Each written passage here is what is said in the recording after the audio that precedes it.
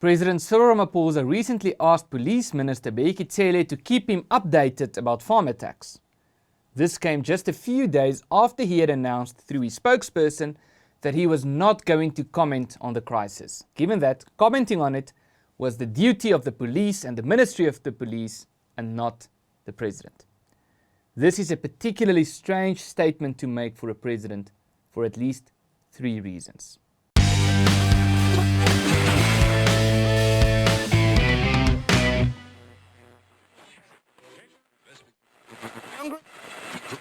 The statement seems to suggest, firstly, that the President can only speak about topics that do not fall within the focus of any government department, which leaves him with pretty much nothing to talk about.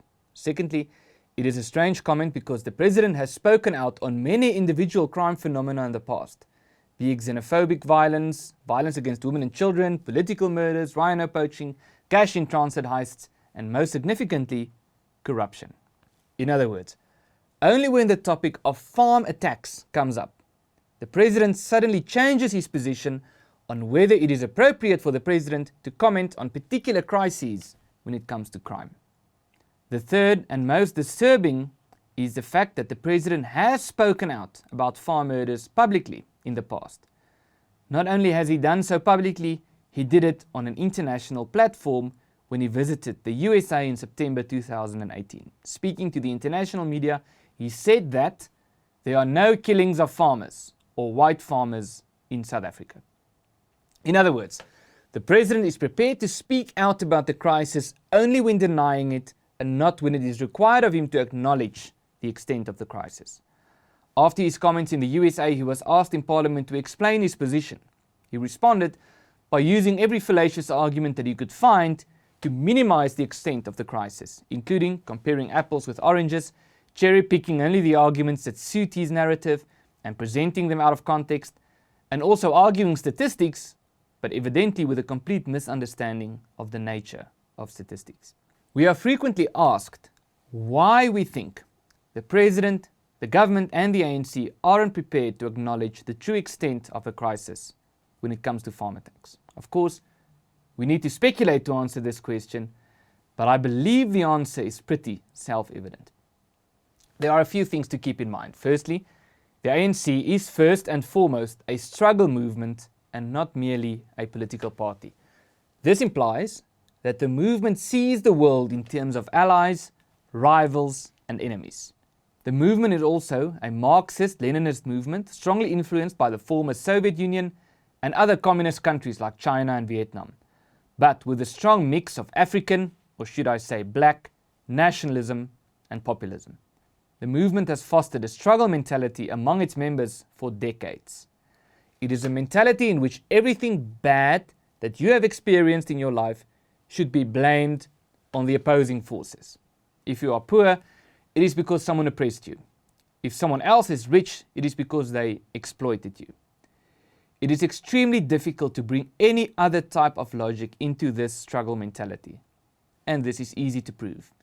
Have you ever heard an ANC leader tell its supporters that perhaps their own conduct could be the reason why they are suffering? Have you ever heard an ANC leader say something like, "We need to acknowledge that everything bad is not necessarily the fault of someone else.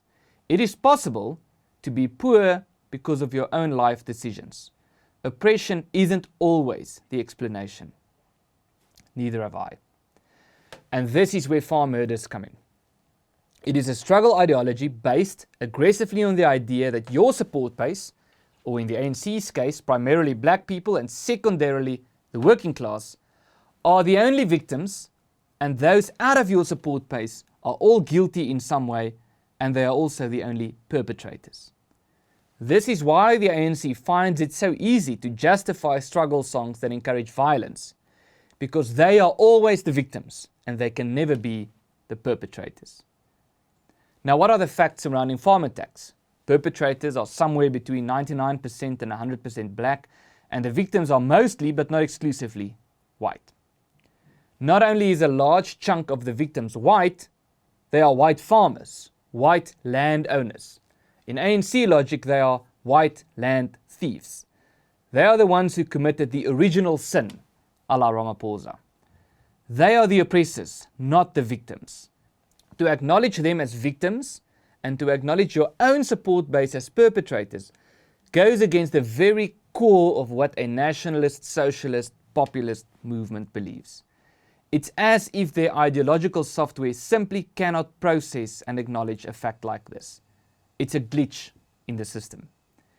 If you are an ideologue and you are forced with a choice between acknowledging an uncomfortable fact and consequentially exposing a glitch in your own reasoning, or denying the facts in order to preserve your fabricated ideological truth, the choice is simple.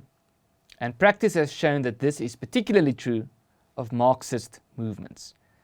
This is even more true of populist movements that have gone through a lot of effort to create a political climate of double standards and violent rhetoric.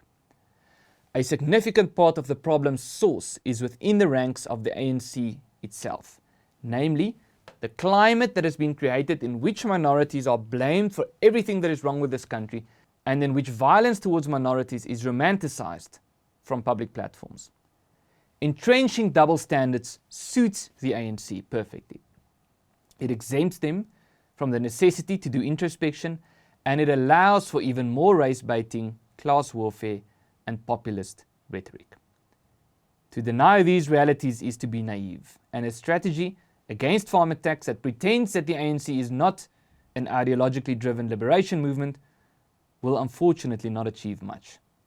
We will not stop pressuring the President and the ruling party to comprehensively acknowledge the extent of the crisis and acting on it, particularly acting on the problem in their own ranks. In the event that the ruling party does not change course, we need to at least expose the inconsistencies in their line of reasoning. My name is Adam Stritz, and this is your fact sheet.